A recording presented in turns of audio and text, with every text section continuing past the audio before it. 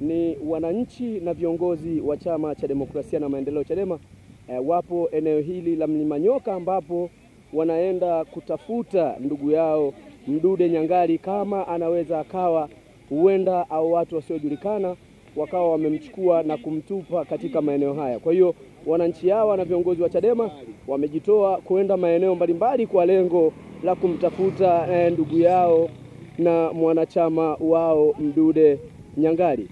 Wanatembea maeneo mengi, maeneo mbalimbali, maeneo ambayo wanaamini ni maeneo hatarishi, ambayo wamewahi kukutwa watu au wanachama ambao walipitia maswaibu ya hapa katika msitu huu, msitu mkubwa ambao ni msitu wa asili, umeanzia chini kabisa huko, lakini tumepita kwenye maporomoko mengi ya huu mlima unaitwa Mlima Nyoka. Kwa hivyo tuko kundi kubwa la wanachama, kundi kubwa la viongozi, tumezunguka kumtafuta Mdude kwa takribani kwa muda tu wa jioni karibia masaa 5 tunazunguka na hatujafanikiwa kumwona Mdude mpaka muda huu. Bado hofu imetanda kwa familia ya Mdude.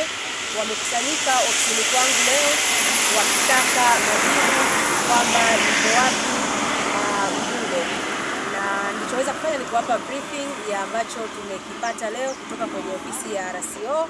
Kwa hivyo familia, ndugu, jamaa, marafiki, wanachama, viongozi wa dini, wapenda haki, kwa pamoja tumeungana tunamtafuta Mdude, na tunaomba kwa yeyote yule ambaye atapata taarifa ya kuonekana kwa mtu akiwa hajiwezi, yuko barabarani au akiwa ametupwa mtoni, kwenye pori, kwenye maporomoko, msituni, kokote pale hapa nchini Tanzania, tunaomba atoe taarifa kwenye kituo cha polisi cha karibu na kwenye ofisi za Chadema za karibu na mahali ambapo mtu huyo atapatikana, ili familia waweze kutafuta na kutambua kama anaweza akawa ni ndugu yetu, kamanda wetu Mdude, na tuweze kumpatia huduma stahiki kama bado tutakuwa tunaye, kwa sababu pressure imekuwa ni kubwa. Kadri dakika zinavyosogea, muda unavyozidi kwenda, tunapoteza matumaini, tunaikosa ile nguvu na ujasiri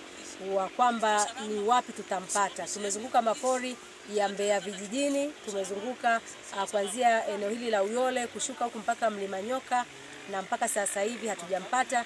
Tumepita maeneo ambayo makamanda wetu wengine waliwahi kutupwa wakapatikana wakiwa hai. Maeneo yote hayo hatujafanikiwa kumpata Mdude. Jina langu sio muhimu sana, lakini mimi nimeungana na vijana hawa wanachadema ambao wana uchungu na haki katika nchi yetu hii. Nimeungana nao kwa ajili ya kumtafuta kijana Mdude, kijana mwenzao, ambapo Mdude hakuwa mwizi, hajawahi kuwa jambazi, na hajawahi kuwa na historia yoyote ya uchafu wa aina yoyote katika nchi hii. Ni kijana ambaye amefahamika kuwa ni mpigania na ni mpenda haki. Kwa hiyo Mdude, na mimi nimewiwa kwamba lazima niungane na vijana kumtafuta huyu Mdude awe hai. Tuombe Mungu tumkute awe hai, lakini tuna machungu sana na kwa kumpoteza huyo kijana Mdude, sababu ameingiwa nyumbani kwake, amevamiwa katika hali ya kusema ni jambazi, lakini kijana ambaye hana tatizo lolote na ana historia nzuri kwenye kijiji chake, na mpaka sehemu zote Mbeya hii anajulikana Mdude ana historia nzuri. Kwa hiyo na mimi na machungu sana kwa ajili ya Mdude, ambaye namfahamu na mimi kwamba yeye Mdude siku zote amekuwa anapigania haki. Lakini haitoshi Mdude hii, kwa sababu yeye kupenda haki kuko ndani ya mwili wake, kuko ndani ya damu yake. Na hii ni mara ya ngapi, lakini kuna mara nyingine amewahi kutupwa huku Mdude amepigwa sana, akatupwa msituni huku Mdude, lakini Mungu mkubwa, Mdude aliweza kuokoka.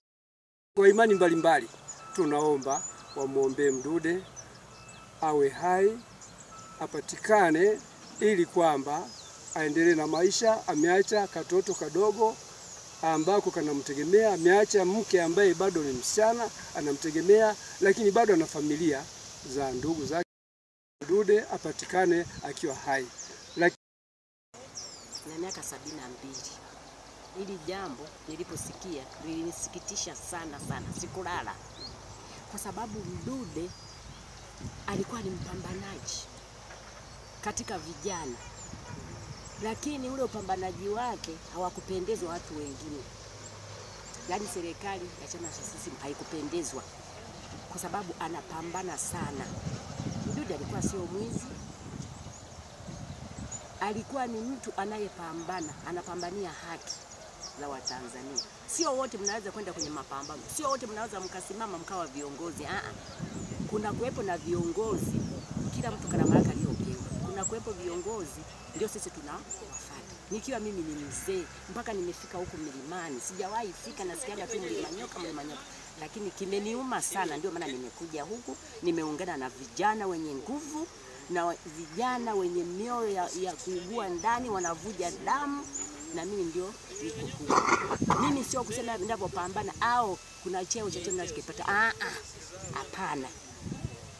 Sipati cheo chochote. Kwa hiyo kimenisikitisha sana. Jamani, wenye makanisani huko, tumuombe sana Mungu. Tunakoelekea sio kuzuri. Aheri kutane na simba jike kuliko kukutana na mwanadamu anakumaliza. Jamani, imenisikitisha. Yaani imenisikitisha, sijawahi kuona. Jamani, hivi vitu tumuombe sana Mungu.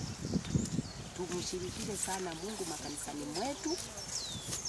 Tuombe sana kwa jambo kama hili linalotokea. Wanamuondoa uhai wake. Alikuwa bado kijana mdogo, lakini wamemuondoa. Je, waliomuondoa kesho yake wanaijua? Mimi mwenye hapa nilipo kesho yangu siijui. Kila mtu haijui kesho yake.